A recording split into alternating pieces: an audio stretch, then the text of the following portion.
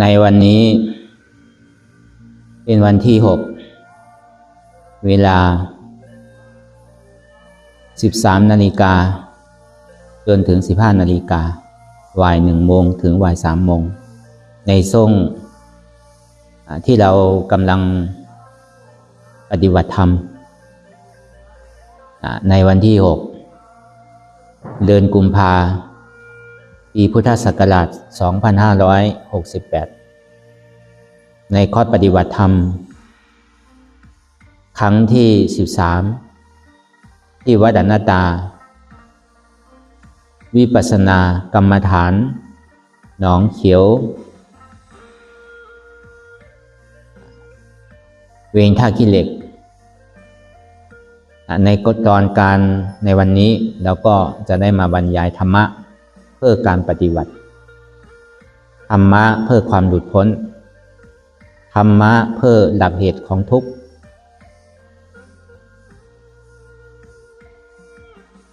คือความจริงอันสูงสุดคืออริยสัจสี่ทุกข์สมุทัยมรรคนิโรธอันนี้ก็ให้เราดับหูเนื้อเปิดหูปัญญาฟังให้เข้าใจมากๆแล้วก็เอานิดแล้วก็ปฏิบัติให้ยิ่งขึ้นไปเพราะสิ่งสำคัญที่สุดก็คือในการที่เราปฏิบัตินี่เป็นสิ่งสำคัญที่สุดเพราะฉะนั้นตอนที่เรายังไม่เห็นเจ็บ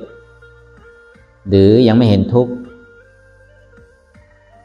ยังไม่ได้เข้าใจเรื่องอนัตตาวิปัสสนานั้นก็ให้เราพิจารณาดูในร่างกาย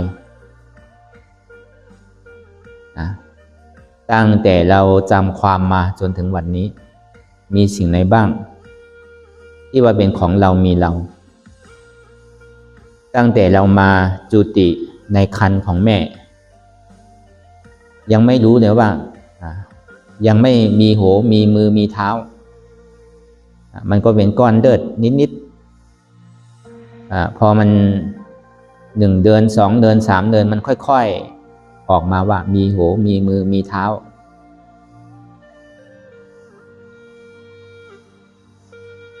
ถึงที่สุดถึงที่มรณะหรือความตายในตอนนั้นก็ไม่มีอะไรเพราะฉะนั้นตั้งแต่เราจุติขึ้นมาในครรภ์ของพ่อแม่แล้วก็เกิดออกถึงจะมีสิ่งทั้งหลายทั้งปวงเนี่ยปรากฏขึ้นเขาเรียกว่าอัตตานอกกับอัตตาในเพราะฉะนั้นทุกสิ่งทุกอย่างที่เราได้เคยรู้จักหรือเคยมีอะไรก็แล้วแต่เคยทำอะไรมาก็แล้วแต่ก็ให้วางทั้งหมดเหมือนเรามาเริ่มต้นใหม่ในทางหลุดพ้นเพราะสิ่งทั้งหลายทั้งปวงเนี่ยมันจะทำให้เป็นอุปสรรคในการปฏิบัติในการกั้นขวางมรรคผลนิพพานเพราะฉะนั้นสิ่งที่เวลาเรานั่งหลับตาไปแล้วเนี่ยเจ็บยังไม่ปรากฏปวดยังไม่ปรากฏก็คือจิตของเราเนี่ยมันจะพุ่งไปข้างนอกซะส่วนใหญ่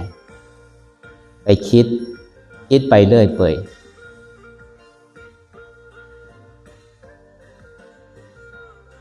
ไม่ว่าจะเป็นบ้านนี้เมืองนี้หรือเดือนนี้หรือวัดนี้จิตเนี่ยมันจะวนไปสิ่งที่เราเคยรู้จักสิ่งที่เราเคยใกล้ชิดสิ่งที่เราเคยมีญาติมีพี่น้องมีเพื่อนฝูงเนี่ยมันจะวนไปอยู่ในจุดนี้เขาเรียกว่าอัตตานอกอัตตานอกนี่คือกูมีกูเป็นกูมีกู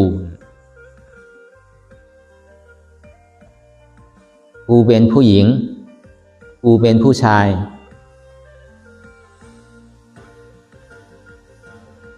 กูเป็นชีกูเป็นพระกูเป็นโหนหน้ากูเป็นผู้ใหญ่บ้านกูเป็นกำนันกูเป็น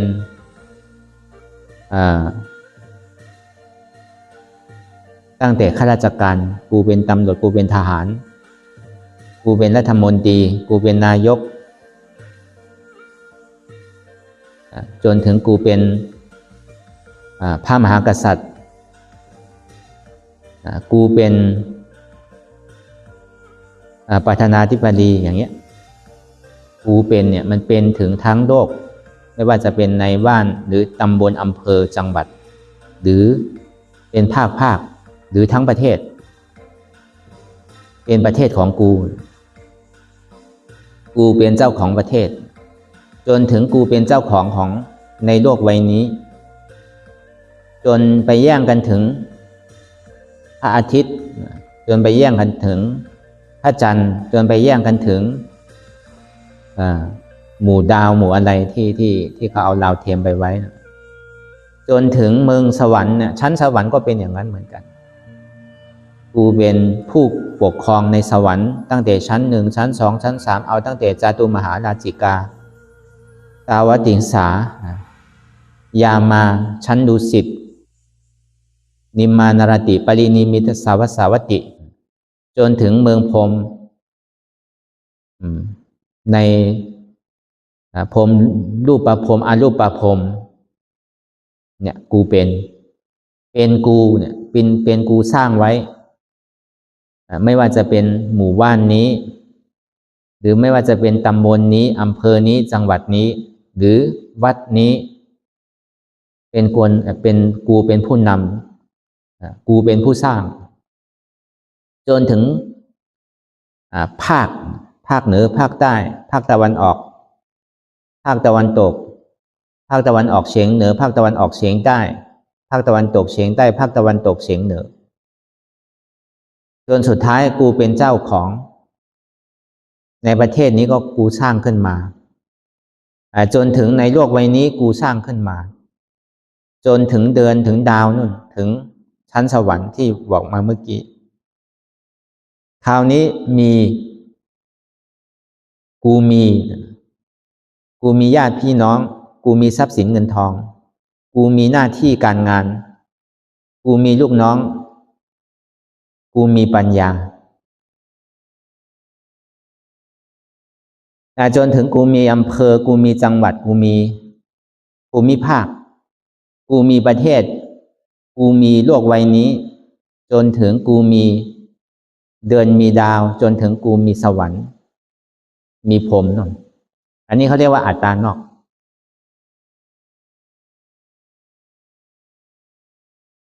สิ่งที่มันเห็นได้ชัดก็คือบางทีเรานั่งปฏิบัติภาวนาเนี่ยจิตเราเนี่ยจะไปวนอยู่กับสิ่งที่เราเคยผูกพันไม่ว่าจะเป็นบุตรหรือว่าไม่ว่าจะเป็นหลานไม่ว่าจะเป็นคนที่รู้จักกันไม่ว่าจะเป็นสามีภรรยากันหรือเป็นบุตรเป็นหลานก็ไปเลยแต่พอคราวนี้พอคิดถึงมาเนี่ยเราก็วางว่าบุตรเหล่านี้ก็ไม่มีตั้งแต่เราเกิดมาเนี่ยมันก็ไม่ได้มาด้วยพอไปนึกถึงใครสักคนหนึ่งเนี่ยก็พยายามเอาความเห็นถูกต้องเนี่ยก็พิจารณาตามจนถึงท้ายที่สุดตั้งแต่เราจุติเกิดขึ้นมาเนี่ยไม่ว่าจะเป็นบุตรหรือเป็นญาติพี่น้องไม่ว่าจะเป็นคนที่เรารู้จักเนี่ยไม่ได้มาด้วยกันสุดท้ายถึงที่มรณภาพหรือตายไปไม่มีใครไปสักคนนอกจากคุณงามความดีหรือกุศลกรรมหรืออกุศลกรรมเท่านั้นเองที่จะติดตามไปเพราะฉะนั้นสิ่งที่เราควรจะฝึกหรือปฏิบัติตามนี้คือเรามาค้นหาสัจจะความจริงที่ว่ามันต้องเป็นแน่ๆไม่วันหนึ่งก็วันหนึ่งไม่อาทิตย์หนึ่งก็อาทิตย์หนึ่งไม่เดือนหนึ่งก็เดือนหนึ่งไม่ปีหนึ่งก็ต้องปีหนึ่งต้องเป็นอย่างนั้นจริงๆเพราะสุดท้ายแล้ว สิ่งที่ว่าเรารู้จักสิ่งที่เราคุ้นเคยเนี่ยสุดท้ายก็ต้องไล่พัดพรากจากกันไปไม่มีใครไม่มีอะไรที่จะติดตามเราไปแม้แต่ทรัพย์สินเงินทองที่เรามีมากมายก็สุดท้ายเขาก็ไม่ให้ไปแม้แต่กายของเราเนี่ยเอาไว้ก็ไม่กี่วันเขาก็ต้องเอาไปเผาทิ้งสุดท้ายเหลือแต่ความคุณงามความดีที่เราสร้างไว้หรืออกุศลกรรมที่เราสร้างไว้ก็ต้องไปรับผลที่เราสร้างไว้เพราะฉะนั้นสิ่งที่เป็นวิปัสสนาเนี่ยคือค้นหาความจริงอันสูงสุดที่มันสามารถที่จะให้แสดงให้เห็นได้ว่าในรูปธรรมก็มีในนามธรรมก็มีสิ่งที่เป็นรูปธรรมเนี่ยเราก็คิดดูตั้งแต่เรารู้ความมาจนถึงบัดนี้ทุกสิ่งทุกอย่างเนี่ยมันเปลี่ยนแปลงไปเรื่อยๆไม่เป็นอย่างที่เราคิดไม่เที่ยงอย่างที่เราคิดทุกสิ่งทุกอย่างมีการเปลี่ยนแปลงเรื่อยๆบางทีเมื่อเรายังไม่มีเงินมีทองหรือเรายังไม่มีความสมหวังหรือเรายังไม่มีชื่อเสียงเนี่ยเราก็แสวงหาทุกสิ่งทุกอย่างทำทุกสิ่งทุกอย่างเพื่อที่จะได้มันมาแต่พอได้มันมาเนี่ยพอมันดูมาคิดแล้วก็ไม่มีความสุขยิ่งมีเยอะก็ทุกข์เยอะยิ่งมีน้อยก็ทุกข์น้อยยิ่งปล่อยวางได้มากก็มีความสุขมันก็มีความทุกข์แต่ถ้าเรายังไม่เคยมีเนี่ย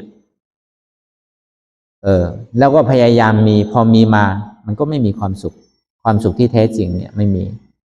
มันเป็นแค่ความสุขในโลกมาแล้วก็ไปไม่ได้อยู่จีรังเพราะฉะนั้น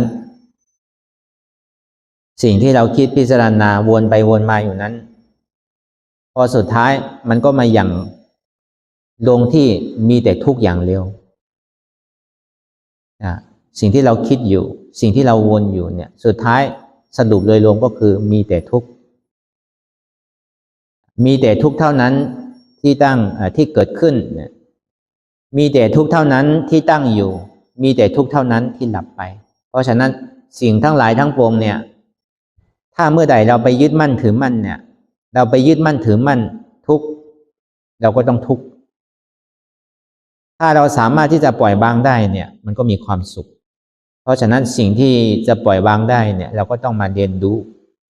ทุกข์อันไหนเป็นทุกข์อันไหนเป็นเหตุแห่งทุกข์อันไหนเป็นวิธีที่จะหลับเหตุแห่งทุกข์สิ่งไหนที่เป็นสุขที่เป็นสันติสุขเนี่ยเป็นสิ่งไหนอันนี้เราก็ต้องมาแสวงหาในทางหลุดพ้นในทางเดินเข้าสู่พระนิพพานแล้วก็ปิดอบายภูมิทั้งสี่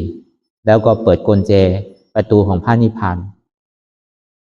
มีสิ่งนี้เท่านั้นเองที่จะสามารถให้เราถึงความเป็นนิจจังสันติสุขหรืออมตะธาตุเพราะฉะนั้นเราก็ต้องค้นหาความจริงที่เราเคยได้สัมผัสที่เราเคยได้เรียนรู้ตั้งแต่เราจำความมาจนถึงวันนี้พอมาคิดพิจารณาดูเนี่ย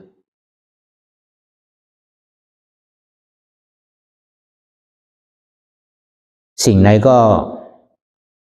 มันเป็นสิ่งที่ไม่มั่นคงมันไม่อยู่ถาวรได้ทุกสิ่งทุกอย่างมันก็ต้องจบ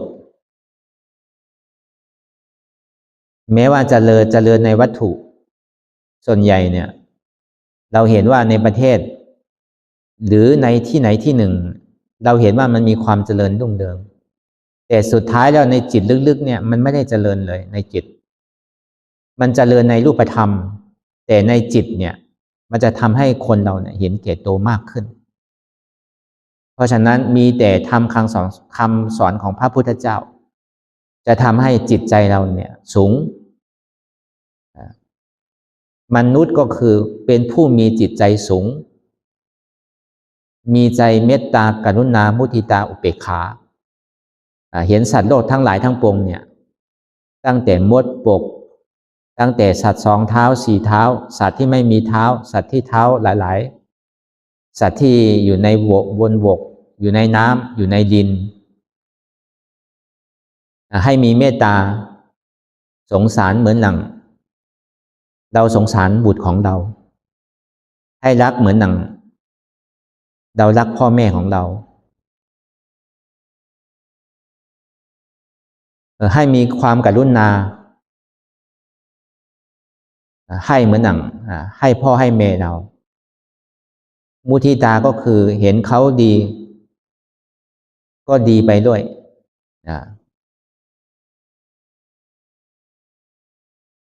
ถ้าเห็นเขาไม่ดีก็รู้จักสงสารรู้จักเอ็นดูเขาเนี่ยขึ้นชื่อว่าเป็นมนุษย์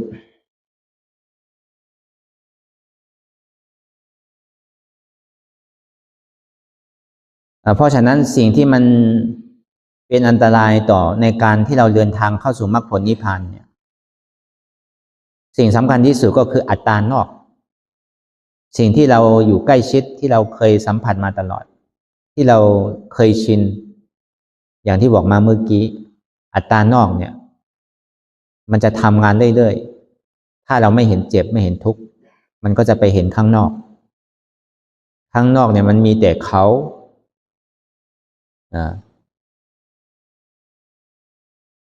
มีแต่คนอื่นมีแต่เขามีแต่พวกเราอันนี้เป็นข้างนอกเรียกว่าอัตตานอกคราวนี้อัตตาในเนี่ยมีโหกูมีขากูมีเอวกูมีตัวกูมีจิตกูมีเจ็บกูอันนี้เขาเรียกว่าอัตตาในพอมันเห็นอัตตาในแล้วอัตตานอกมันจะหายไปมันจะจางหายไปเพราะว่ามันเห็นกูแล้วก็มันไม่เห็นคนอื่นแล้วสิ่งที่มันรักที่สุดก็คือตัวตนของกูนี่แหละมันรักมากยิ่งกว่าใครสิ่งที่ข้างนอกเนี่ยไม่ใช่ว่าถึงเราจะพูดถึงเราจะคิดแต่ลึกๆแล้วเนี่ยสิ่งที่เรารักที่สุดก็คือตัวเราเองเพราะฉะนั้นสิ่งที่เรามาปฏิบัติธรรมนี้เพื่อที่จะเห็นเรา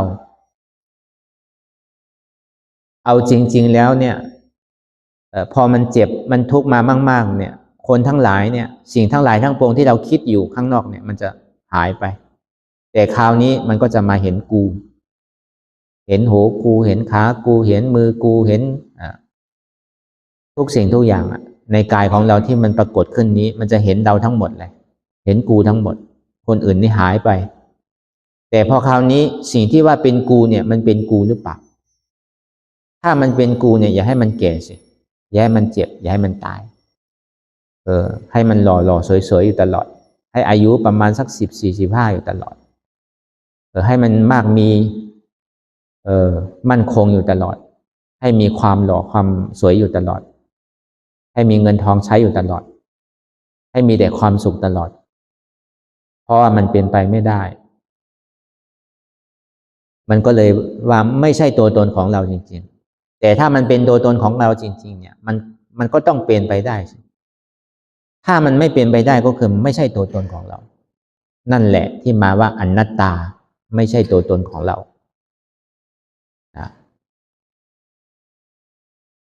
รูปเป็นอนัตตาในขันธ์ห้าเป็นอนัตตานั้นอนัตตาลักขณสูตรนั้นรูปขันธาอนัตตารูปขันธาทุกขังรูปขันธาอนิจจังเพราะว่ามันเป็นอนัตตามันบังคับไม่ได้สิ่งทั้งหลายทั้งปวงเป็นทุกข์สิ่งทั้งหลายทั้งปวงไม่เที่ยงเพราะมันไม่เที่ยงมันจึงเป็นทุกข์เพราะมันเป็นทุกข์มันบังคับไม่ได้เป็นอนัตตาอันนี้เราก็พิจารณาซ้ำไปซ้ำมาหรือสลับไปสลับมาวนไปวนมาจนถึงมันเห็นแจ้งว่าจนถึงให้มันยอมรับว่ามันจริงๆก็คือไม่ใช่ของเราจริงๆไม่ว่าจะเป็นในรูปธรรมหรือนามธรรมในรูปธรรมก็มันบอกชัดเจนอยู่แล้วเมื่อที่ผ่านมาตอนที่เรายังเด็ก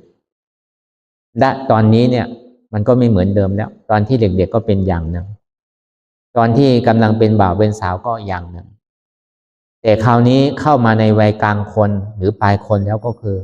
มันเปลี่ยนแปลงแล้วไม่เหมือนเดิมแล้วอันนี้ในรูปธรรมมันแสดงให้เห็นด้วยหลักฐานที่ชัดเจนสิ่งที่เป็นนามธรรมเนี่ยมันไม่ได้เลือกว่าจะเป็นเด็กเล็กหรือว่าจะเป็นคนในกลางคนหรือจะเป็นคนที่แก่ชรามันจะเห็นชัดทุก วัยทุกๆอายุตั้งแต่มีสิทธิ์ที่จะเห็นได้เนี่ยตั้งแต่อายุ7 ขวบจนถึงตายสามารถที่จะเห็นความจริงอย่างเช่นเมื่อตอนพุทธกาลยังอยู่เนี่ยตอนพระพุทธเจ้าเรายังมีตัวมีตนอยู่เนี่ยพระอรหันต์หรือพระอริยบุคคลเนี่ยก็เป็นกันเยอะแยะแม้แต่อายุ7 ขวบก็ยังเป็นพระอรหันต์ได้เพราะฉะนั้นคนที่ตั้งแต่อายุ7 ขวบจนถึงตายเนี่ยมีสิทธิ์ที่จะเรียนรู้มีสิทธิ์ที่จะปฏิบัติธรรมเพราะฉะนั้นก็ถือว่าที่เราได้อยู่ในอนัตตาวิหารธรรมนี้ก็คงจะมีสิทธิ์กันทุกคนต่างคนก็ต่างเข้ามาในวัยกลางคนแล้วก็สุดท้ายก็ต้องเป็นวัยปลายคนเพราะว่าถ้าเรายังมีกำลังยิ่งเราอายุน้อยถ้าเราปฏิบัติจริงเอาจังก็จะถึงฝั่งยิ่งถ้าเราอายุมากขึ้นอาจจะทำอะไรจริงจังก็ไม่เหมือนเดิมแล้วเพราะฉะนั้นคนที่มีอายุน้อยกว่าการที่จะเข้าถึงเนี่ยมันไวกว่าคนที่มีอายุมากยิ่งคนมีความรู้เยอะเนี่ยยิ่งสับสนยิ่งไม่มีอะไรไม่มีความรู้อะไรเลยเนี่ยมันจะง่ายกว่าคนที่มีความรู้มากถ้ามีความรู้มากเนี่ยก็จะมาต่อสู้ในความเห็นที่เรากำลังพิจารณาอยู่เนี่ยยิ่งคนที่เรียนพระไตรปิฎกมาเยอะก็ยิ่งต้องเอามาวัดดูว่าเป็นอย่างงู้นอย่างนี้ยิ่งไปกันใหญ่มันก็เหมือนคล้ายๆคนที่รับจ้างเลี้ยงโคนะแต่ไม่ได้กินนมโคถ้าเรียนอย่างเดียวแต่ไม่ปฏิบัติเลยก็ไม่ได้คนที่ปฏิบัติเอาจริงเอาจังทั้งยิ่งเรียนด้วยยิ่งปฏิบัติด้วยก็ยิ่งดีมันจะได้ทั้งสองอย่างปริยัติก็ได้ปฏิบัติก็ได้ขันธทุระก็ได้วิปัสสนาธุระก็ได้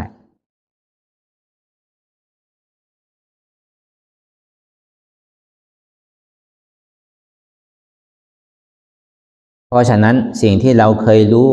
เคยเป็นมาเนี่ยก็ให้สละทิ้งทั้งหมดคราวนี้ก็มาเหมือนที่มันมีขวดน้ำหม้อน้ำที่มันเต็มแล้วก็เอาถอกทิ้งก่อนแล้วค่อยๆไปลองเอาทีละหยดทีละหยดเดี๋ยวมันก็เต็มเองหม้อนี้มันทั้งหมดมันมีสี่ลูกมี4 หม้อหม้อลูกหนึ่งนั้น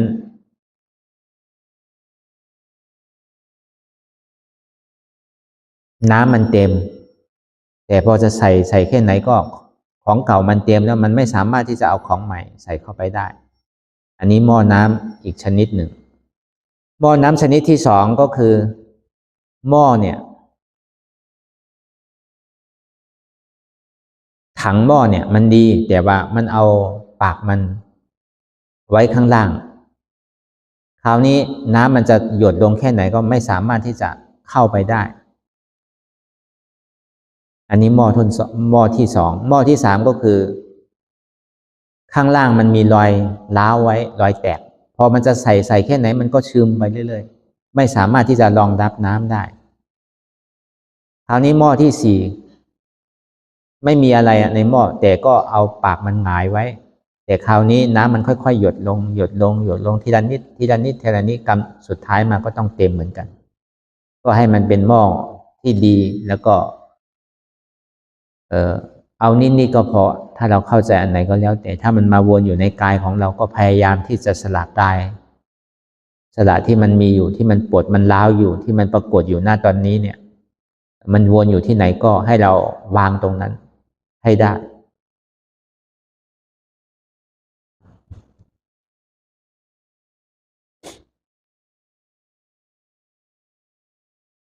พอคราวนี้เรามาพิจารณาในร่างกายของเราเนี่ยจะพิจารณายังไงก็แล้วแต่ในกายของเราเนี่ยในรูปธรรมมันก็บอกชัดเจนว่ามันไม่เหมือนเดิม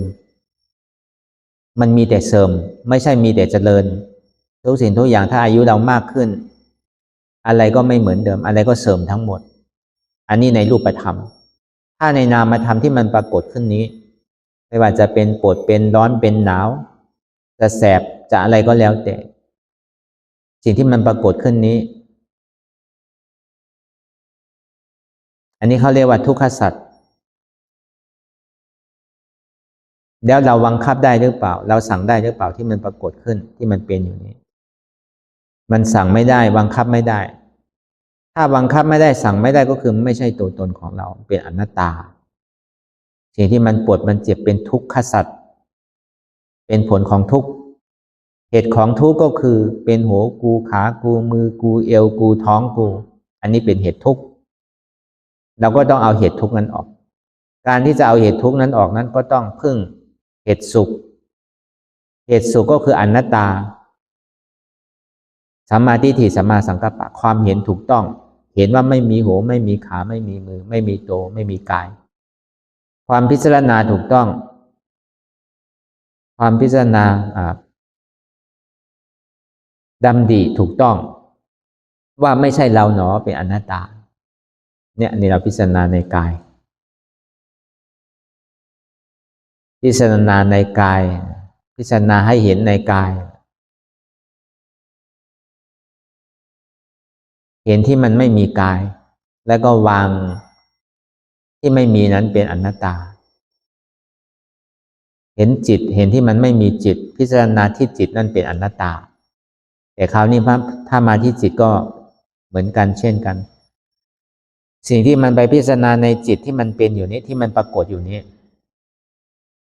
มันก็อย่างที่บอกมามันก็วนไปเรื่องอดีตหรืออนาคตสิ่งอดีตที่ผ่านพ้นไปก็คือมันจบสิ้นไปแล้วไม่สามารถที่จะเอากลับมาเหมือนเดิมได้หรืออนาคตที่ยังมาไม่ถึงคราวนี้จิตที่มันฟุ้งไปเรื่อยเปื่อยสุดท้ายก็ต้องถามตัวเองว่าจิตนี่เป็นอะไรเนาะทำไมเราถึงบังคับไม่ได้ทำไมถึงไม่สงบ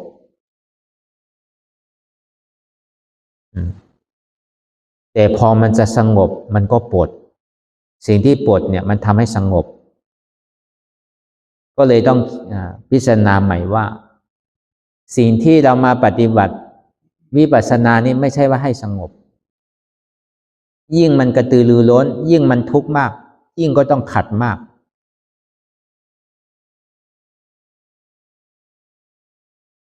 แต่ถ้าเมื่อมันสงบมันก็ต้องปวดมันก็ต้องเจ็บทั้งสงบก็ต้องเจ็บก็ต้องปวดแต่คราวนี้พอไม่ไหวเราก็พยายามที่จะสลับพยายามที่จะให้ทุกข์มันหายแต่พอพยายามจิตพุ่งก็มาอีกแล้วเจ็บก็เจ็บจิตก็พุ่งไม่ว่าจะสลับไปแค่ไหนก็มีแต่ทุกข์มันก็มีเห็นแก่ทุกข์เห็นเจ็บตอนที่เรานั่งเองที่มันปวดมันทุกข์เวลาเราไม่นั่งเวลาเราสละแล้วเวลาเราถอดถอนแล้วก็คือหายหมดไม่มีอะไรไม่มีอะไรนั่นไงถึงว่าเรียกว่าเป็นธรรมะเรียกว่าการปฏิบัติสุดท้ายก็คือจิตเนี่ยทำไมบังคับไม่ได้เพราะมันไม่ใช่จิตของเราใจนี่ก็ไม่ใช่ของเราเป็นอนัตตาวิญญาณขันธาอนัตตาวิญญาณขันธาทุกขังวิญญาณขันธาอนิจจังแปลว่าวิญญาณนี่ไม่ใช่ตัวตนของเราเป็นอนัตตาไม่ใช่ของเราสุดท้ายก็ต้องหยั่งดูแล้วก็ต้องปล่อยวางพิจารณาแบบเอาอนัตตาพอคราวนี้วางครั้งก็ทุกข์วางครั้งก็สุข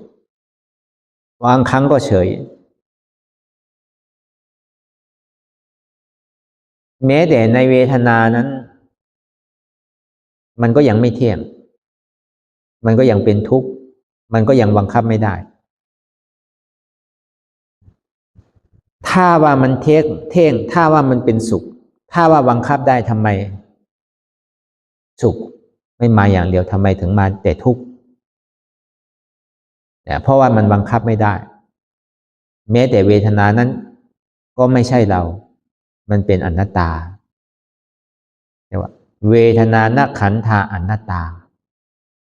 เวทนานขันธาทุกขังเวทนาอนิจจัง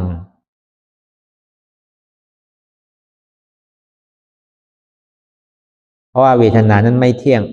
มันจึงเป็นทุกข์เพราะว่าทุกข์บังคับไม่ได้มันจึงเป็นอนัตตาก็เลยรูปวิญญาณเวทนาเป็นอนัตตา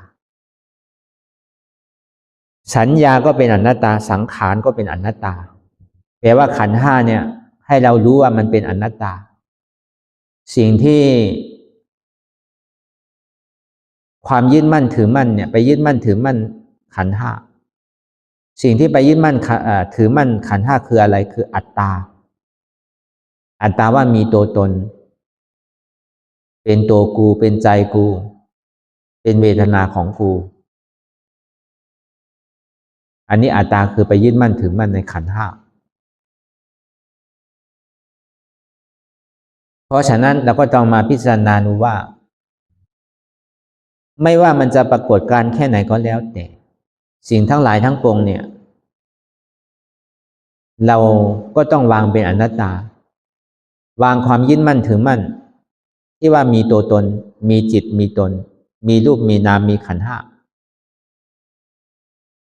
อันนี้ก็เราก็พิจารณาอย่างนี้ไปเรื่อยๆในรูปในนามในขันธ์ที่มันปรากฏขึ้นนี้อันนี้เรียกว่าวิปัสสนาเห็นความจริงสูงสุดเรียกว่าสัจจะคือความจริงความจริงมีอยู่4ประการที่เราว่ามาเมื่อกี้เพราะฉะนั้นที่เรานั่งหลับตาอยู่นี้สิ่งที่มันเห็นอยู่สิ่งที่มันปรากฏการอยู่นี้ก็คือปวดร้อนหนาวแสบเหน็บชาเนี่ยสิ่งที่มันปรากฏขึ้นณตอนนี้ก็คือสิ่งที่มันปวดมันร้าวมันเจ็บมันร้อนเนี่ยมันเป็นทุกข์นี่เขาเรียกว่าทุกขสัจทุกขสัจจะแล้วทุกข์ที่มันปรากฏขึ้นอยู่นี้เนี่ยมันเป็นอะไรทำไมถึงปวดทำไมถึงเจ็บทำไมถึงร้อนไม่ใช่ว่าเราปฏิบัติเพื่อที่จะให้ความปวดหายเพื่อที่จะให้ความฟุ้งซ่านนี้สงบ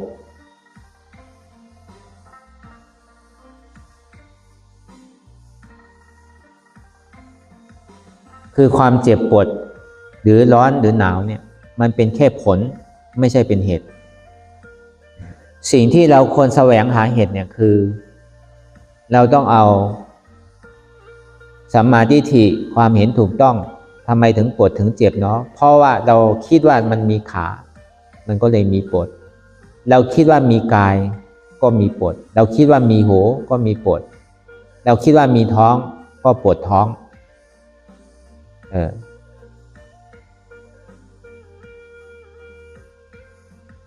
ถ้ามันไม่มีหูไม่มีขาไม่มีมือไม่มีเท้าไม่มีตัวแล้วก็จะเอาที่ไหนปวดไม่มีแล้วเพราะฉะนั้นสิ่งที่มันคิดว่ามันมีเนี่ยเราก็ปล่อยวางว่ามันไม่มีสิ่งที่มันเป็นคิดว่าเป็นอัตตาเนี่ยมันไม่มีมันเป็นอนัตตาสิ่งที่เราไปเห็น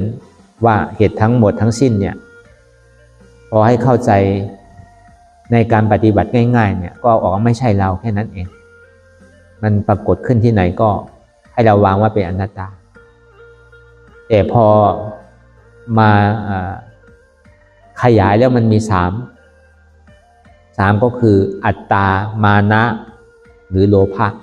อันนี้3ประการ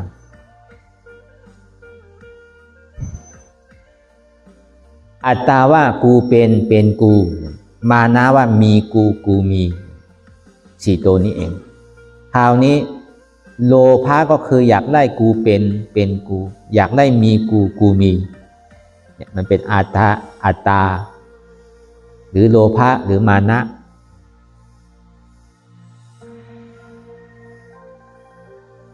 กูเป็นหูกูเป็นขากูเป็นมือกูเป็นเท้ากูเป็นใจกูเป็นเจ็บอัตตาว่ากูเป็นอัตตาว่าเป็นกูเป็นหูกูเป็นขากูเป็นมือกูเป็นเท้ากูเป็นเนื้อเป็นหนังของกูเนี่ยอัตตามานะว่ามีกูมีหัวกูมีขากูมีมือกูมีเท้ากูมีกายกูมีจิตกูมีเจ็บกูมีหัวกูมีเท้ากูมีมือกูมีตัวกูมีกายกูมีจิตกูมีใจ กูมีเจ็บอันนี้มานะโลภะก็คืออยากได้กูเป็นกูอยากได้มีกูมีเนี่ย3ตัวนี้สิ่งที่เราปฏิบัติอยู่นี้เนี่ยมันจะวนอยู่แบบนี้แหละสิ่งที่มันปรากฏการอยู่นี้ก็เลยว่าลองขัดดูอย่าไปตามกระแสให้หนกระแสสิ่งที่คนทั้งหลายทั้งปวงเนี่ยจะติดสุขแล้วก็จะโกทุกข์แต่คราวนี้เรามาปฏิบัติเนี่ยอย่าไปติดสุขมันจะปรากฏการแค่ไหนก็แล้วแต่เราก็อย่าไปติดมันถ้าไม่มีทุกข์เนี่ยไม่รู้จะเอาอะไรเป็นธรรมะไม่สามารถที่จะเดินต่อได้เพราะฉะนั้นสิ่งที่เราเห็นทุกข์เนี่ยมันถึงจะไปได้มันต้องวัดกันว่าจะไปได้หรือไม่ไปได้เหมือนเราเดินทางแต่พอเราไปเห็นถนนหนทางเนี่ยมันยากมันมีเศษน้ำเราก็ต้องเอทางหรือว่าเราก็ต้องเอาน้ำเอาเศษที่เราจะเดินไปลำบากเนี่ยแล้วก็ค่อยๆเดินไปแล้วก็มันก็จะผ่านไปอันนี้เขาเรียกว่าทนกระแสเนี่ยอย่าไปโกทุกข์มันก็ไม่เที่ยงอย่าไปติดสุขนั้นก็ไม่เที่ยงเกิดขึ้นตั้งอยู่แล้วก็หลับไป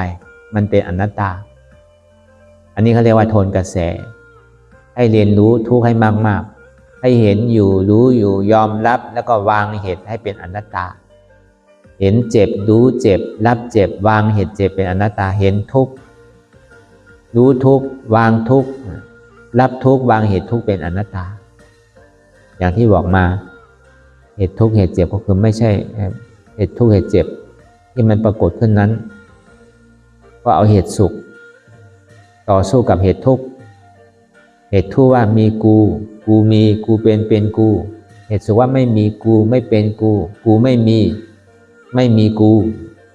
ไม่ใช่ตัวตนของเราบุคคลเราเขาเป็นอนัตตานี่เรียกว่าเหตุสุขนี่ก็ให้เราพิจารณาไปอย่างนี้ไปเรื่อยๆมันจะเจ็บจะร้อนจะหนาวแค่ไหนก็ให้เรามีธรรมมีให้เห็นทุกข์ทำจริงให้รู้ว่าทุกข์นี้เป็นอนัตตา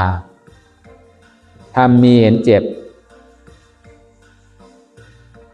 ทำรู้ว่าเจ็บนี่เป็นอนัตตาเนาะก็พอมันเจ็บมาแล้วก็พิจารณาวางเป็นอนัตตาไม่ใช่เรามาที่กายก็ไม่ใช่กายเรามาที่จิตก็ไม่ใช่จิตเรามาที่เจ็บก็เจ็บนี้ก็ไม่ใช่เรา